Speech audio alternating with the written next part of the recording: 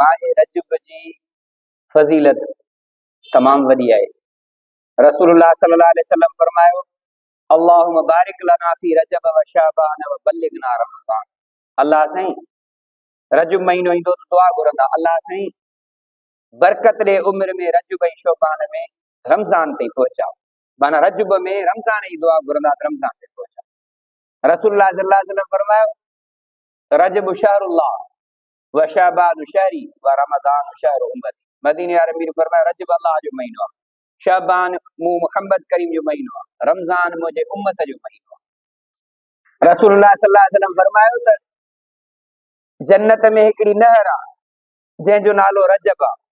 उन में पाणी खीर खां वधीक अछो, माखी खां वधीक मिठो। उन नहर मां उनखे पाणी पीआरियो वेंदो जेको रजब जो हिकिड़ो ॾींहुं रोज़ो रखियो हिन रजब में। फरमाई त जन्नत में हिकिड़ो महल आहे, वॾो बंगलो आहे, उन में उन शख्स खे दाख़िल कराइबो जंहिं रजब जो रोज़ो रखियो।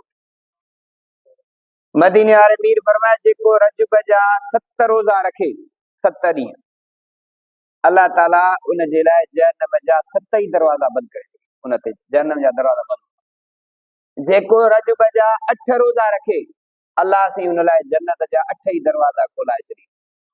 जेको रजब महीने जा 10 रोज़ा रखे, अल्लाह साईं उनजे गुनाहनि खे नेकिन में मटाए तब्दील करे। रजब महीने में वॾी बरकत आहे, वॾी फज़ीलत। पीराने पीर सैयद अब्दुल कादिर जिलानी रहमतुल्लाह अलैह रजब महीने जूं खोड़ फज़ीलतूं पंहिंजे किताब बुनियतुत तालिबीन में लिखियो। फरमाए रजब महीने में घणा नेकी जा अमल कयो, सुठा अमल कयो, जंहिंमें वॾो अमल आहे ज़कात ॾियणु। मुस्लमान हिन महीने में कोशिश करे ज़कात ॾींदा आहिनि। रसूलुल्लाह सल्लल्लाहु अलैहि वसल्लम फरमायो, मा नकस मालुम मिन सदक़ह, ज़कात जे करे माल खुटंदो कोन्हे।